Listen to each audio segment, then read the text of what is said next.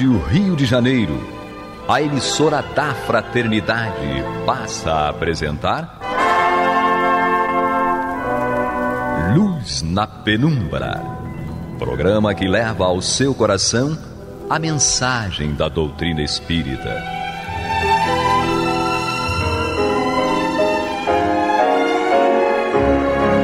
E com vocês, Eduardo Araújo, para o estudo de O Livro dos Médiuns, da obra codificada por Allan Kardec.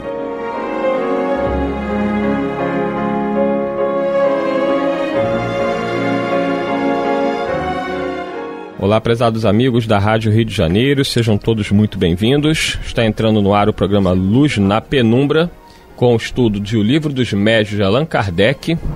Comigo, Eduardo Araújo, e com ela, Maria de Fátima Miranda. Que Jesus nos conduza. E Paulo Renato. Deus nos abençoe. E nós vamos aqui pegar o Livro dos Médiuns, lembrando que nós estamos no capítulo 8, o Laboratório do Mundo Invisível, no tópico Modificação das Propriedades da Matéria, e vamos iniciar hoje o item 129. Então vamos ver o que Kardec nos diz. Ele coloca o seguinte: a teoria acima, que era a questão do último programa, da questão da escrita direta, dos corpos sólidos, que os espíritos podem dar materialidade a objetos criados por eles, e Kardec chegou no ponto que ele queria, que era falar sobre a questão da escrita direta. Miranda contou uma história muito bonita, quem não viu, volte lá no programa anterior, tem na playlist, que está no YouTube, da Rádio Rio de Janeiro. Só você procurar às terças-feiras o programa Luz na Penumbra. E você também tem no nosso site, os últimos programas costumam ficar no site também. Mas é mais fácil achar no YouTube, porque no YouTube fica permanente lá todos os programas que nós fazemos na playlist do Livro dos Médiuns. No caso aí, o programa Luz na Penumbra, pela data das terças-feiras, você pega pela data e vai estar o estudo do Livro dos Médiuns. Então vale a pena, e agora Kardec vai explicar um pouco mais sobre essa teoria relatada aí no programa anterior. Ele diz: a teoria acima pode ser resumida assim: o espírito atua sobre a matéria, da matéria cósmica universal, tira os elementos necessários para formar, como bem entenda, objetos que tenham a aparência dos diversos corpos existentes na Terra. Pode, igualmente, pela ação da sua vontade, operar sobre a matéria elementar, uma transformação íntima que lhe confira determinadas propriedades. Essa faculdade é inerente à natureza do espírito, que muitas vezes a exerce de modo instintivo, quando necessário, sem nada perceber. Os objetos que o espírito forma têm existência temporária, subordinada à sua vontade ou a uma necessidade qualquer da sua parte. Pode fazê-los e desfazê-los à vontade. Em certos casos, esses objetos podem apresentar aos olhos das pessoas vivas, encarnadas, todas as aparências da realidade, isto é, tornarem-se momentaneamente visíveis e até mesmo tangíveis. Há formação e não criação, já que do nada o espírito não pode tirar coisa alguma. Maria de Fátima Miranda. Pois é, pode pela ação da sua vontade. É a força do pensamento, não é? A força do pensamento. E é um poder que Deus nos dá. Quer dizer, poder ele tem, mas ele nos dá conforme nós vamos amadurecendo. Nós sabemos que a nível de fazer o bem, só os bons espíritos fazem isso, porque o que vai tonificar o bem em qualquer situação é a emoção, o sentimento educados, ajustados pela lei de amor. Mas os espíritos igualmente inteligentes, mas sem moral, eles vão formatar a ideia, vão dar forma ao objeto com o pensamento deles, não é?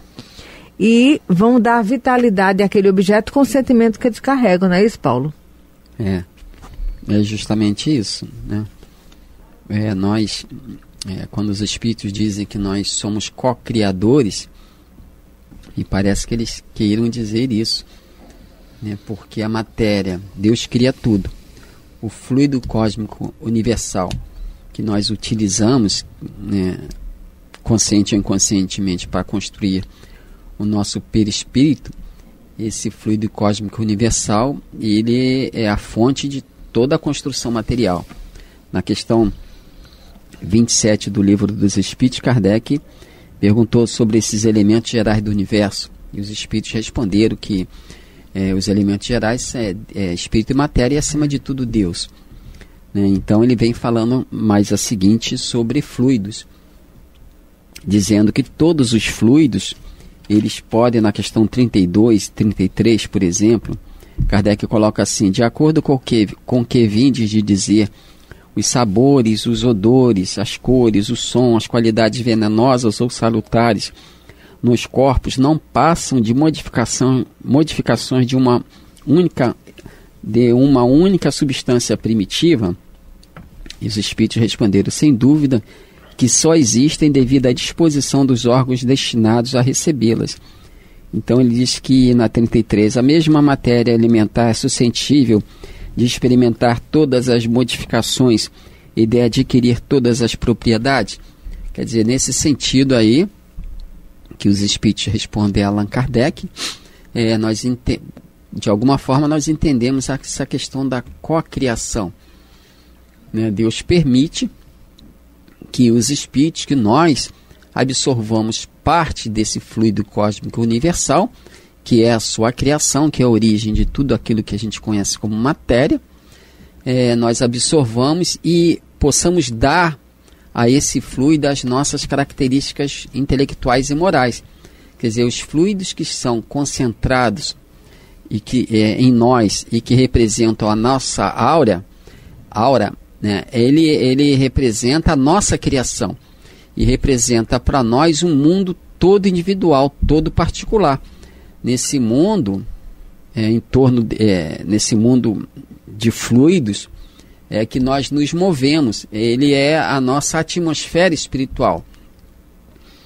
Para onde nós formos, nós estaremos sempre circunenvolvidos, né? Estaremos sempre envolvidos por essas energias que nós chamamos de aura, mas que na verdade é parcela do fluido cósmico universal que nós absorvemos para as nossas realizações. Nesse sentido, podemos entender que tudo que está em torno de nós são criações nossas mesmo, do nosso mundo íntimo, segundo a nossa evolução. E podemos atuar nesses fluidos para a criação material, no mundo material, ou podemos atuar nesses fluidos que nos envolvem para a criação na esfera espiritual, através das chamadas ideoplastias. Quando o espírito cria uma imagem, para que possa ser vista pelo médium ou por alguém desdobrado durante o sono, ele está dando a essa matéria que o envolve, está dando a ela as propriedades próprias para aquela imagem, como diz Kardec aqui. Os espíritos responderam a Allan Kardec na questão 32 e 33. Quer dizer, na verdade, tudo é criação do espírito, né? Em última análise, pertence a Deus, mas Deus nos possibilita a condição de colaborarmos nessa criação. Quer dizer, é como se nós construíssemos o carro que nos transporta. Deus dá o material e fala assim: você vai sair daqui e o teu destino é tal lugar, mas você vai construir o seu próprio transporte. Se construir o bem, chega bem. Se construir mal, chega mal ou retarda a sua chegada. Então, assim como existe uma atmosfera em nosso planeta, o espírito, nós propriamente, ou tudo aquilo que Deus criou, tem a sua própria atmosfera espiritual. Os fluidos que compõem o ser humano são absolutamente diferentes dos fluidos dos outros reinos.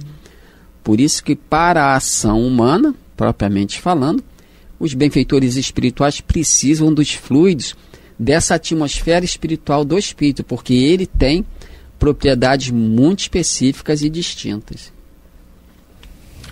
Vamos dar continuidade aqui, agora no item 130. Allan Kardec diz: a existência de uma matéria elementar única está hoje praticamente admitida pela ciência e confirmada pelos espíritos, como acabamos de ver. Essa matéria dá origem a todos os corpos da natureza e também produz, pelas transformações que sofre, as diversas propriedades desses mesmos corpos. Tanto é assim que, por efeito de simples modificação, uma substância salutar pode tornar-se venenosa, conforme numerosos exemplos que a química nos oferece. Todos sabem que duas substâncias inofensivas combinadas, em certas proporções, podem dar origem a uma que seja deletéria. Uma parte de oxigênio e duas de hidrogênio, ambos inofensivos, formam a água.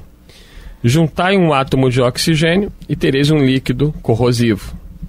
Mesmo sem mudar as proporções, basta muitas vezes a simples alteração no modo de agregação molecular para modificar as propriedades. É dessa forma que um corpo opaco pode tornar-se transparente e vice-versa. Ora, assim como o espírito, servindo-se apenas da sua vontade, é capaz de exercer uma ação tão poderosa sobre a matéria elementar, por que não admitir que ele possa não só formar substâncias, mas também alterar as suas propriedades usando como reativo a própria vontade? E aí, Paulo Renato? Aquilo que nós falávamos anteriormente, das questões do Livro dos Espíritos, questão 31, 32, 33, né? Que Kardec coloca, levanta essa questão já na obra básica, e os benfeitores dizem que toda a matéria é suscetível de sofrer transformações ou modificações, dependendo dos elementos que vai se agregar a ela e da vontade que atua sobre ela. Então, ele fala: pois que ao espírito é possível tão grande ação sobre a matéria alimentar, concebe-se que lhe seja dado não só formar substâncias, mas também modificar-lhes propriedades. E nas próprias questões, quando fala sobre propriedade da matéria, no Livro dos Espíritos, Kardec levanta essa questão muito bem novamente, falando que as propriedades da matéria, as modificações, digamos, das propriedades da matéria, ela estará sempre ao sabor, repito, da vontade que atua sobre ela, porque a matéria em si mesma, os elementos que compõem a matéria, eles não têm vontade própria, não agem por si mesmos. Então, todas as formações, pode parecer estranho, mas todas as formações materiais, elas têm sempre como causa o espírito. O espírito é sempre o causador das formações, seja em que nível seja em que ela se apresente. Maria de Fátima Miranda. O Renato está falando aqui, eu tô lembrando, né? Porque o fluido cósmico universal puro, somente espírito compatível com ele consegue atuar diretamente nele. Né? E daí trazer uma cocriação que expresse a pureza de quem atuou sobre. Não é isso? Aí nós vamos ver os espíritos puros atuando na nebulosa solar, deslocando parte dessa nebulosa e dando origem ao orbe terrestre. Tudo bem. Aí eu fiquei vendo que no mundo material, a vida se expressa em primeiro nível no mineral. É como se o princípio inteligente se materializa na Terra através do mineral. Não é isso? Trazendo para nosso estudo da realidade encarnados, nós vamos ver a tabela periódica da química, que é a base de tudo que existe na Terra. Essa combinação diferenciada dos elementos dá origem a outros elementos. Aí vem a alteração das propriedades da matéria pelas combinações diversas. E tem um momento aqui que ele fala assim, sem mudança nenhuma das proporções, porque às vezes você pega 2 moléculas de hidrogênio, 2 de oxigênio, aí dá um produto X. Né? Aí, se você diversifica uma molécula de um e 2 de outro, dá um outro elemento. Mas observa o que ele diz. Sem mudança nenhuma das proporções, quer dizer, a mesma igual, a quantidade igual das duas situações, Às vezes, a simples alteração no modo de agregação molecular Miranda, basta... leia falando... Ah, meu Deus. Por favor, que ele você está incorporando a assistente da Luiz Guigino. Prezados amigos ouvintes, ela está lendo o livro. Está ouvindo, não está? E vocês devem estar com dificuldade de ouvi-la, porque tem que ler e ao mesmo tempo... Aí ele tempo dá um tiro no raciocínio da gente. Joga um míssil. É melhor tirar no raciocínio do que o ouvinte. Mas como o raciocínio não é meu, se é uma coisinha melhorada, não parte de mim, veja o que vem aí. Aí quando ele fala que sem nenhuma mudança das proporções, às vezes, a simples alteração do modo de agregação molecular basta para mudar as propriedades. Gente, eu não sei quem está aqui me dando socorro numa visualização. Você pega, quem trabalha na cozinha vai preparar um produto com ovo. Aí, para você fazer determinada coisa, você bate a clara do ovo, ela fica em estado de neve, e aí você coloca a gema. Ela vai tomar um aspecto diferente, porque a clara do ovo batida, ela fica leve, por isso que é clara em neve. Ela fica leve. Aí você adiciona o ovo e o que você vai querer mais para algo específico que você vai fazer. Mas quando você vai fazer um omelete, você não precisa colocar a clara em estado de neve. Vai ser a mesma clara do ovo, simplesmente diluída já juntando com a gema. E ali você leva para a frigideira, a textura é diferente, o aspecto é diferente, foi a mesma proporção dos mesmos produtos, mas teve uma situação diferenciada. Pela maneira como ele diz aqui, pelo modo de agregação molecular. Você batendo as claras, você altera a propriedade da clara de neve. Ela fica leve. E quando você não bate, ela fica densa. Tanto que o omelete é algo achatadinho, tal, definido. É o que Kardec coloca aqui na questão 33A. Justamente isso. Ele fala, chama isso de efeitos secundários, que variam conforme a intensidade da força e a direção do movimento. Então, a matéria básica para a formação das coisas, ela é no que ele chama a elementar, né? A fonte até onde conhecemos de toda a criação. Se a matéria, na sua originalidade, no sentido do fluido cósmico universal, se ela a partir daí sofre tanta variação, nós podemos entender com os espíritos que os elementos que estão gerando a variação são aqueles elementos intelectuais, como a Miranda lembrou e os espíritos responderam a Allan Kardec, que o espírito é o princípio inteligente do universo. Esse princípio de inteligência, ele estagia nos diversos reinos da natureza conforme a determinação de Deus.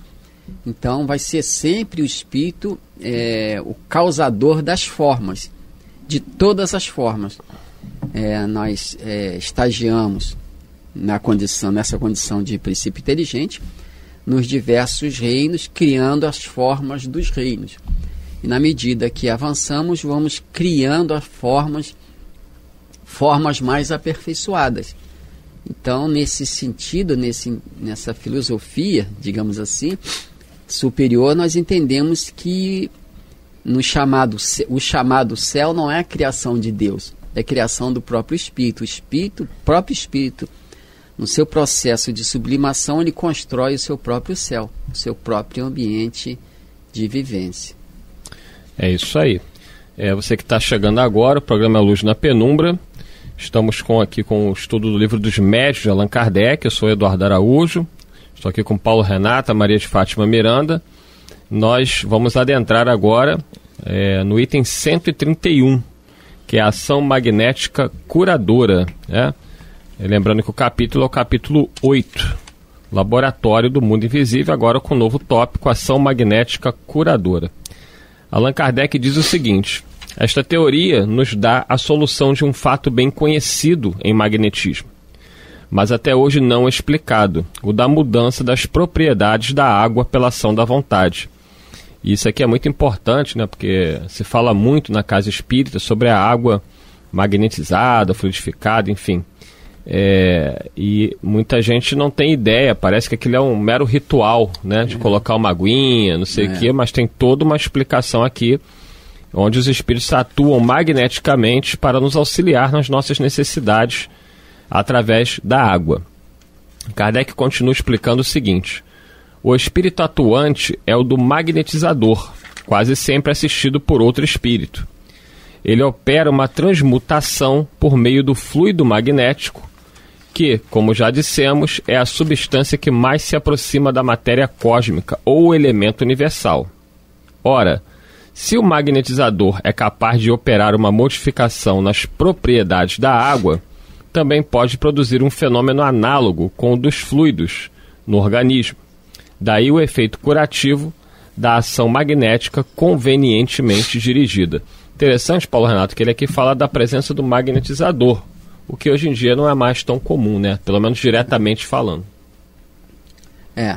Ele vai tratar desse assunto sobre cura no item 175, né, do capítulo 14 desse livro dos médios, quando ele chama de médios curadores.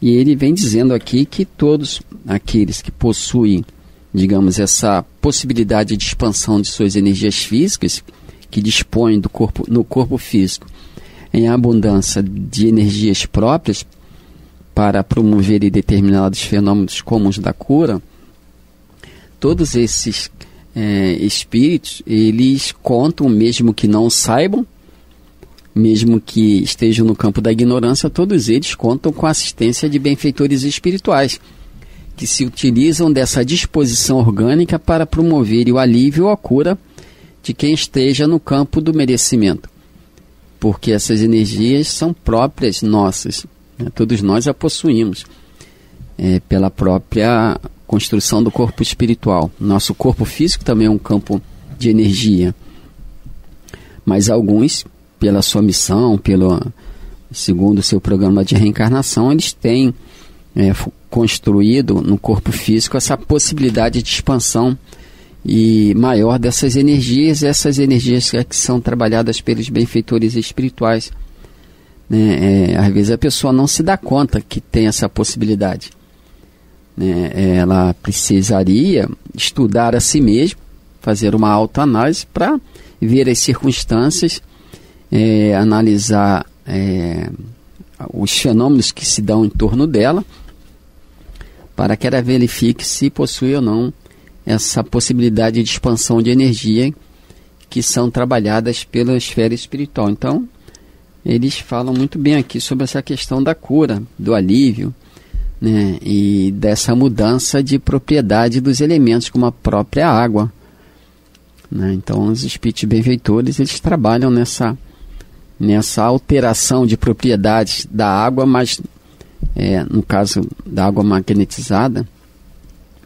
mas eles não criam nada, né? Só transformam aquilo que já existe. Quer dizer, o termo, o pessoal questiona hoje em dia, água fluidificada não seria tão correto, mas correto seria água magnetizada. Magnetizada, seria mais próprio, porque o fluido é genérico, né? Sim. Então, é a água em que os benfeitores vão trabalhar para colocá-la numa determinada condição que atenda a uma pessoa específica. O próprio Emmanuel aconselha, faz um aconselhamento nesse sentido. Se colocar, né? Se a pessoa colocar água específica para alguém para ser magnetizada, que essa água não deva ser distribuída para outro. Agora, aquelas magnetizações gerais não tem problema nenhum. Isso é como se fosse um refresco, só um tônico. Se a pessoa vai na casa espírita, leva lá a sua garrafinha e com uma finalidade específica, eu vim trazer essa água aqui para o meu esposo, para minha esposa que está muito doente e tal. Se ela colocou lá, o Emmanuel aconselha que não seja endereçada a outra pessoa. Sem querer tomar água da Miranda. Morre. Eu acho que não, vai ser bem magnetizada. Chegamos ao final de mais um programa, mas não fiquem preocupados, a gente sabe que esse tema é um tema de grande interesse. Nós voltaremos a falar sobre a água magnetizada, que é popularmente chamada de água fluidificada, né? Esse nome ficou estabelecido ao longo do tempo, mas o termo mais correto aí é água magnetizada. No próximo programa a gente dará continuidade aqui ao estudo do Livro dos Médios e deste tema. Muita paz a todos. Deus nos abençoe. Você está ouvindo o programa Luz na Penumbra.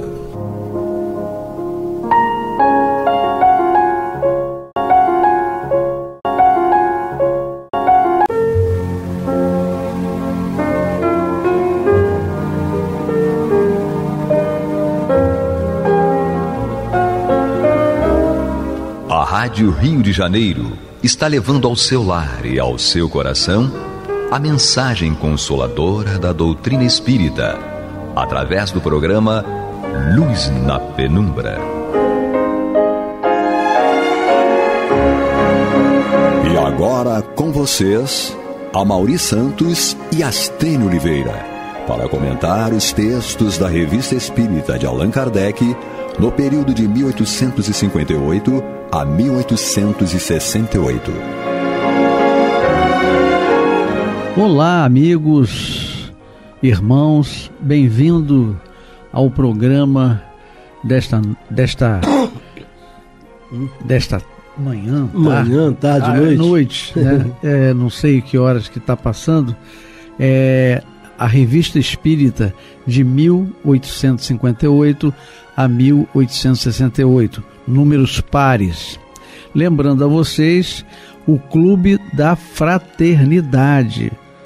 Coloquem um amigo, coloquem um primo, uma prima, né, para contribuírem com o Clube da Fraternidade. Já chegamos a 48 mil e já vamos brigar por 50 mil.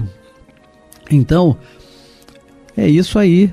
E vamos novamente falar com o nosso irmão Astênio. Isso. Onde nós paramos, meu irmão? Meu amigo, no nosso último programa, nós gravamos, estávamos e continuamos agora na revista de novembro de 1858. Então a gente daqui a pouco chega em dezembro e acaba 1858, né? Bom, mas então na Revista Espírita de novembro de 1858, nós estávamos estudando, começamos apenas o estudo no nosso último programa, sobre problemas morais sobre o suicídio, né? E tem uma nota de rodapé aqui, ver nota explicativa na página 517, etc., né? Que nós já passamos por lá. Bom, mas de qualquer forma, o nosso tema é problemas morais sobre o suicídio. E aí Kardec esclarece aqui logo no início, diz, perguntas dirigidas a São Luís, por intermédio do senhor C., né, médium, falante e vidente, na Sociedade Parisiense de Estudos Espíritas, na sessão do dia 12 de outubro de 1858. A gente nota, então, que a sessão foi no dia 12 de outubro e na Revista Espírita de novembro, Kardec já estava publicando, né? Bom, aí tem essa primeira pergunta feita a São Luís a respeito dos problemas morais sobre o suicídio. Por que o homem que tem a firme intenção de se destruir revoltar-se-ia à ideia de ser morto por outro e se defenderia contra os ataques no mesmo instante em que vai cumprir seu desígnio? É lógico, né? Kardec tem a pergunta certa. Sim, ele imagina assim, alguém está indo para uma ponte para poder se jogar. Mas quando ele está caminhando para o lugar que ele vai se jogar, chega alguém armado para poder tirar a vida. E ele quer se defender. Exatamente, né? Isso. Embora ele queira morrer. É uma incógnita, né? Aí o São Luís respondeu a Kardec o seguinte: porque o homem tem sempre medo da morte, né? Esse medo da morte que o homem tem sempre, ele é resultado, a gente aprende em outros momentos, no Livro dos Espíritos principalmente, da lei da preservação, né? Então Exato. Tem uma lei divina que nos leva a querer... Uma lei natural, né? Lei natural, que nos leva a querer nos preservar, existir Exatamente. Para sempre. Exatamente. Não obstante, num dado momento, você não queira existir mais. Exatamente. Né? Então ele fala assim, porque o homem tem sempre medo da morte. Quando se suicida, está superexcitado, tem a cabeça transtornada e realiza esse ato sem coragem nem temor. E, por assim dizer, sem ter a consciência do que faz, visto que, se pudesse escolher, não veríeis tantos suicidas. Então, normalmente, a criatura está meio desesperada, aloprada, né, no momento desequilibrada, no momento em que ela toma a decisão de se suicidar. Nesse estado de alma, é como se ela, de algum modo, reduzisse a ação da lei de preservação, né? Agora, quando é ela que está sendo ameaçada, a decisão de morrer não foi dela, aí nessa hora entra em ação a lei da preservação e ela quer se defender de qualquer jeito. De qualquer não quer morrer. Não quer morrer, embora queira morrer. Né? Aí o São Luís continua dizendo o seguinte: o instinto do homem o leva a defender a própria vida. E durante o tempo que medeia entre o instante em que seu semelhante se aproxima para o matar e aquele em que o ato é cometido, há sempre um movimento de repulsão instintiva da morte que o leva a repelir esse fantasma, que não é apavorante senão para o espírito culpado. Então, normalmente, obviamente, que quem vai se suicidar traz uma série de culpas, porque quem anda equilibrado perante a vida, perfeito, deveres retamente cumpridos, né, em harmonia com seus semelhantes, jamais sequer passa pela cabeça de tentar se suicidar. Não que essa criatura ela não enfrente uma série de dificuldades, todas as provas também, só que ela enfrenta as provas com fé em Deus, com esperança no futuro, né? Essa coisa toda. Exatamente. Não é isso? Vai lá. Não, e você tocou num ponto de desarmonia. O indivíduo quer morrer, e aí, diante de uma situação, ele preserva a vida. Então, instintivamente, né? Por que ele não se deixa matar? Não aproveitou a situação. Né? Exatamente, não se deixa matar. Isso é uma incógnita, porque vai contra os instintos naturais dele. Sim, assim, e esses instintos eles decorrem da lei de preservação. Exatamente, perfeito. Tá. Então, o São Luís continua dizendo o seguinte: o homem que se suicida não experimenta esse sentimento, que é o sentimento do medo. Sim. Né? Porque nessa hora ele está com os sentidos dele aguçados. Então, nesse momento, é como se ele anulasse o medo, né? Então, o homem que se suicida não experimenta esse sentimento, porque está cercado de espíritos que o impelem, que o auxiliam em seus desejos e lhe fazem perder completamente a lembrança do que não seja ele mesmo, isto é, dos pais e daqueles que o amam, bem como de outra existência. Neste momento, o homem é todo egoísmo. Né? Então, nesse momento... É isso que eu ia falar, exatamente. Como o suicida, ele é egoísta, né? Sim, porque ele só pensa nele. Nesse momento ele não pensa que os filhos vão ficar em dificuldade, que a esposa mulher vai sofrer. Ele só pensa que ele quer se livrar daquele problema, né? E o resto é o resto, né? Vide André Luiz, né? Que foi dito a ele... No caso dele, ele não teve nem intenção de não, se exatamente, suicidar, mas né? vide a ele que quando ele estava no plano espiritual, foi dito... você é um suicida. Por quê? Você tomava isso, tomava aquilo, e é tóxico e foi te matando aos poucos. Sim. Então, por isso que você é um suicida. Ele não tinha exatamente o equilíbrio, né? Na alimentação, essa coisa toda. Né? Exatamente. Então, acabou desenvolvendo um câncer e foi embora. Bom, mas aí aqui então o que a gente verifica é que o suicida é, acima de tudo, um egoísta, porque ele só pensa no problema que está o infligindo, né? Então é a dívida, é o cobrador que está na porta, é a doença que surgiu inesperadamente.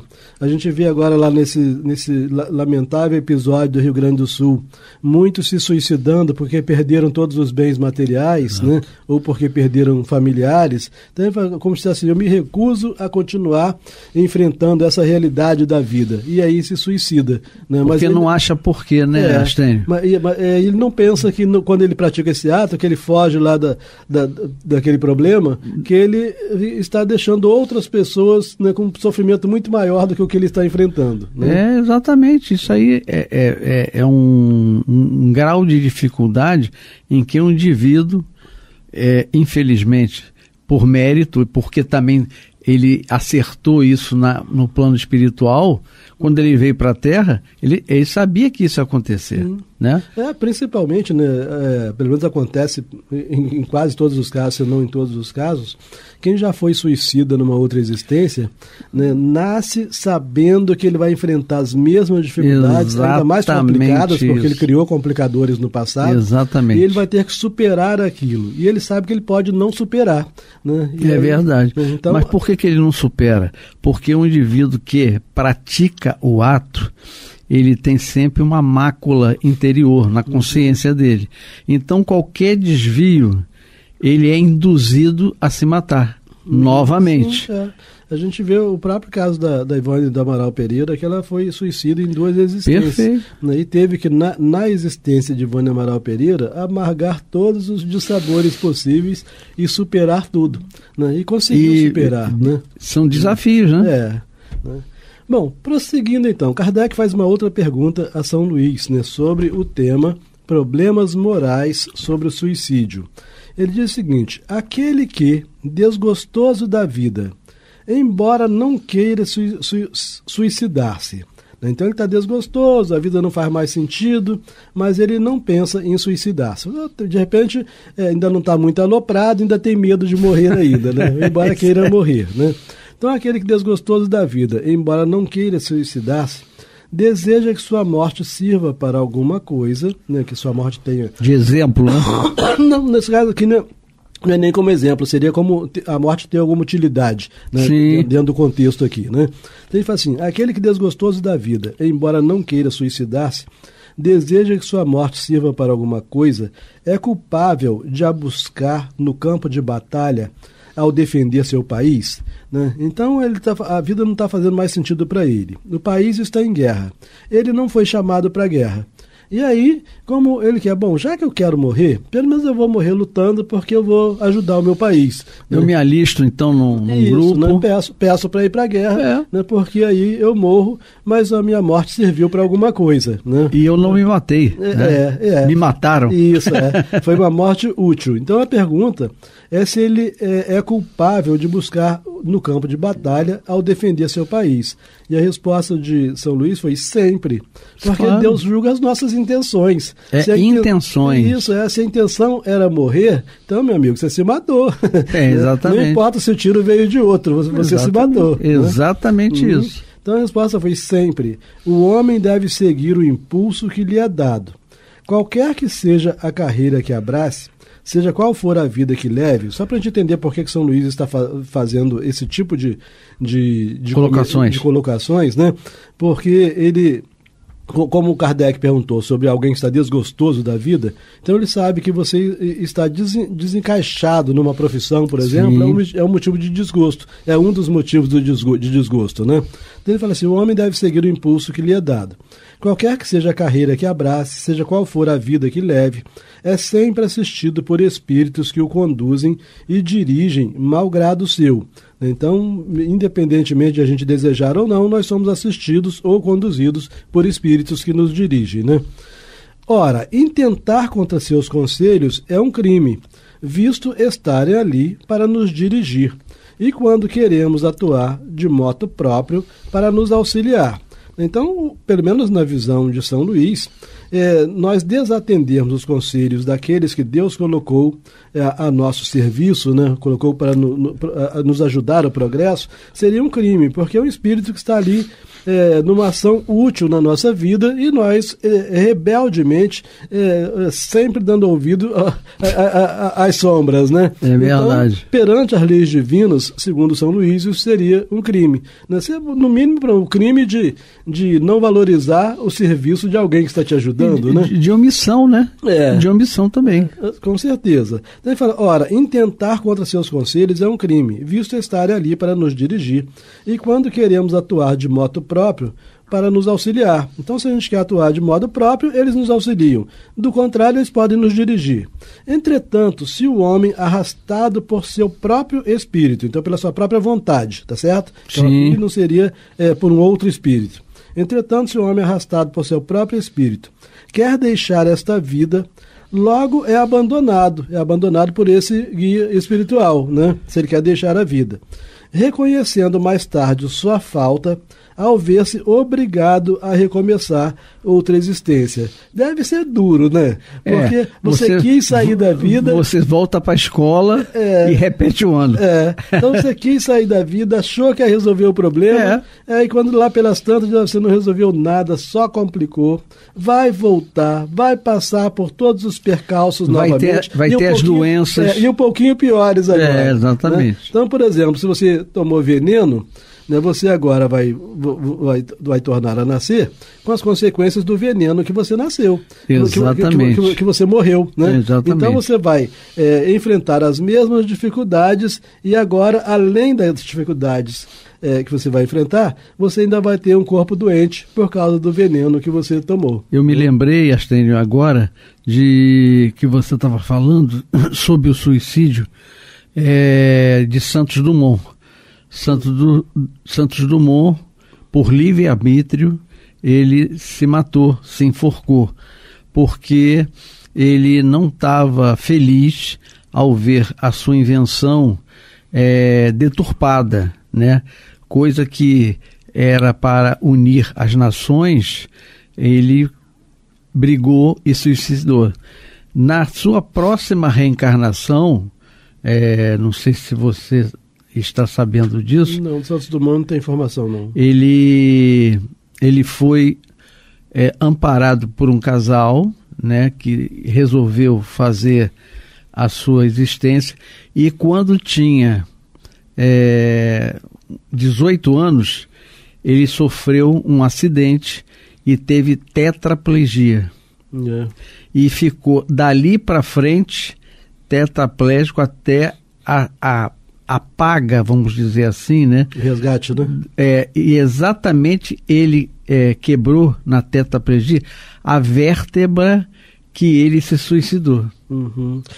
Então vocês veem que toda causa tem uma consequência. Uhum. E ele, para se libertar do jugo do suicídio, ele tem que fazer uma existência inteira tetraplégico. Uhum. E essa existência às vezes é curta em razão daquela teoria, né, do André Luiz, dos completistas, né? Já que você se suicidou numa existência, você fica devendo a lei natural X anos de vida, e você vem numa próxima só para viver aqueles X anos, né, em grande sofrimento, essa coisa toda, né?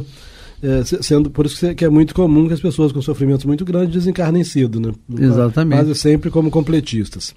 Bom, mas aí voltando aqui, né, o São Luís está dizendo assim: entretanto, se o homem arrastado por seu próprio espírito quer deixar esta vida, logo é abandonado, reconhecendo mais tarde sua falta, ao ver-se obrigado a recomeçar outra existência. Para elevar-se, deve o homem ser provado. É interessante a gente observar isso aqui, porque quando eu estou me elevando, eu vou até ter outra existência, mas em outras condições, né, compatíveis com a elevação que eu já realizei. Mas quando eu me suicido, eu tenho que repetir a lição. Isso não é elevação, é repetição. É estagnação. Né? É estagnação. Então, assim, para elevar-se, deve o homem ser provado. Conter suas atitudes por um entrave em seu livre-arbítrio seria ir contra Deus. Então, por que esse guia espiritual não impede o suicídio? Porque conter suas atitudes por um entrave em seu livre-arbítrio seria ir contra Deus. Então os espíritos um pouco mais elevados, né, espíritos bons, eles sentem exatamente o pensamento divino. E aí eles sabem que não é da vontade de Deus que eles impeçam a prática do ato por aquela criatura. Então ele deixa a pessoa à vontade. Obviamente que como benfeitor, eles até sugerem, etc. Induz.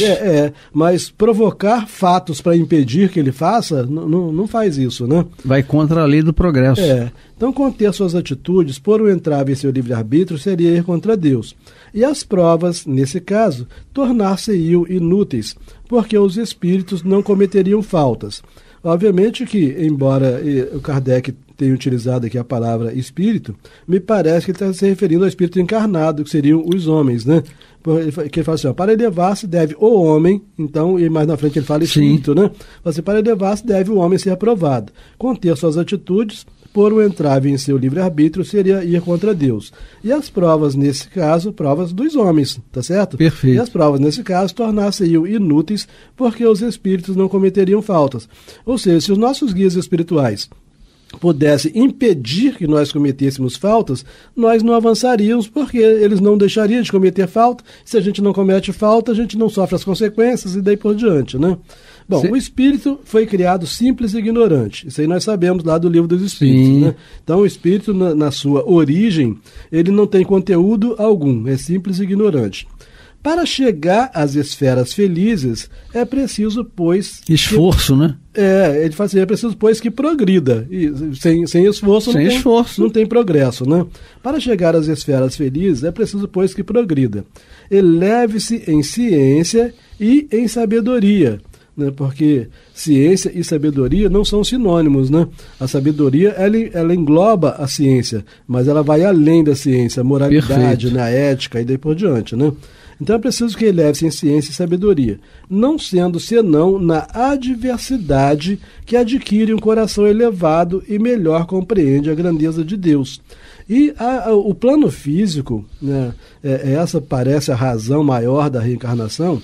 O plano físico é riquíssimo em adversidades, né? É por isso que nós somos levados à reencarnação, exatamente para aproveitarmos a riqueza de adversidade do plano físico, uma vez que a adversidade na condição de desencarnados é muito pequena. Exatamente. Né? Então o mundo físico é aquele mundo em que nós nos autoavaliamos para verificar se nós efetivamente aprendemos aquilo que achávamos que tínhamos aprendido, né? Porque no mundo espiritual a gente aprende muito. Se no plano físico já tem tanta fonte de conhecimento, nos planos espirituais as fontes de conhecimento são muito maiores. Sim. Entretanto, só acumular conhecimentos na cabeça. E não praticá-los, né? Sem transformá-los em ações. E aí a gente vem para o mundo físico, porque aqui a gente esqueceu de tudo que aprendeu no mundo espiritual. Né? Pelo menos esqueceu assim objetivamente, né? Então vamos verificar em que nível está o seu conhecimento. Bom, prosseguindo no mesmo tema, né, alguém pode estar entrando agora, então tema na Revista Espírita de novembro de 1858, Problemas Morais sobre o Suicídio. Kardec faz mais uma pergunta a São Luís. Na verdade, aqui não foi nenhuma pergunta. Kardec, nesse item 3, ele relata um fato ocorrido na reunião. Ele fala o seguinte: um dos assistentes observou que parece ter havido uma contradição entre essas derradeiras palavras de São Luís e as precedentes, quando ele disse que o homem pode ser impelido ao suicídio por certos espíritos que a isto o excitam. Nesse caso, cederia ao impulso que lhe seria estranho. É que a pessoa que fez essa crítica estava achando que aquele espírito que incitaria ao suicídio seria um espírito bom, né? Sabe? E não é. A gente sabe também que, até é lógico, né? Porque Kardec insinuou isso, os bons e os maus espíritos. Sim. Os maus espíritos também induzem. Então, para induzir ao mal, só os maus espíritos. Exatamente. Né? Então foi isso que eu... Agora, quem se suicida é você. Sim. Você foi induzir, eu digo para você assim, Astênio, tem que fazer isso, te induzir. A decisão é sempre nossa. A decisão é sempre nossa. Então, só completando o tema aqui, que nosso tempo está no finalzinho também, aí São Luís diz assim, não há contradição alguma. Quando disse que o homem impelido ao suicídio estava cercado de espíritos que a isso o solicitavam, não me referia aos espíritos bons. Então ele sabia que a pessoa que fez a crítica estava pensando que ele achava que eram os espíritos bons que induziam, né? Então ele fala assim, que a isso o solicitava, não me referia aos espíritos bons, que fazem todos os esforços para o demover dessa ideia. Né? Então, em termos de sugestão, de indução, sim, né? Só não impedem. Isso deveria estar subentendido. Eu falei assim, pensei que você já soubesse isso. Bom, todos sabemos que possuímos um anjo guardião, ou, se quiserdes, um guia familiar. Ora, tem o homem o seu livre-arbítrio. Se, apesar dos conselhos que lhe são dados, persevera nesta ideia criminosa, então nunca faltam os conselhos, né? Se persevera nessa ideia criminosa, ele a realiza e para isso é auxiliado pelos espíritos levianos e impuros, que o cercam e que se sentem felizes por ver que ao homem ou espírito encarnado, falta coragem para sentir os conselhos de seu bom guia e muitas vezes dos espíritos de parentes mortos que o envolvem, sobretudo em semelhantes circunstâncias. Então, quando um de nós, né, um encarnado, pensa em se suicidar, há toda uma movimentação na esfera extrafísica de parentes queridos que sabem que a gente vai quebrar a cara, né? Sabe quais serão as consequências, e o guia espiritual, e movimenta pauzinhos daqui, movimenta pauzinho dali, mas eles não podem nos impedir, né? Apenas nos sugerir. E acabou nosso tempo por hoje. Poxa, mas vamos continuar depois, né? Vamos. Amigos, terminamos mais um capítulo de estudo. Lembrando a vocês, o Clube da Fraternidade. Se solidarizem, porque nós precisamos urgentemente. E pelo telefone 3386-1422. 3386-1422. Muita paz.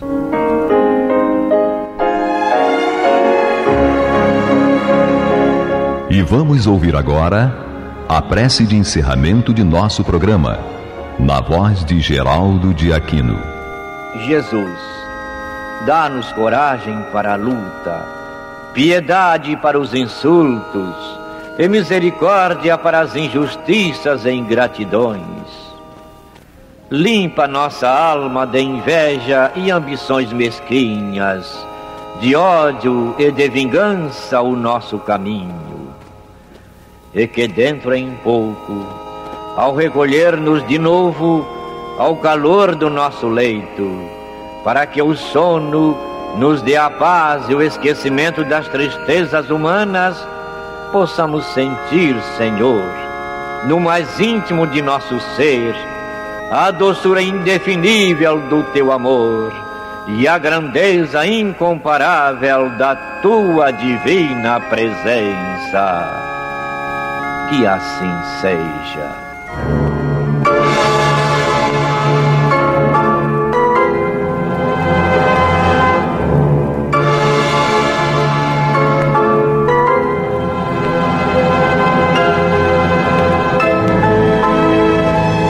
Acabamos de apresentar o programa Luz na Penumbra, que voltará a ser apresentado amanhã às 21 horas nesta emissora.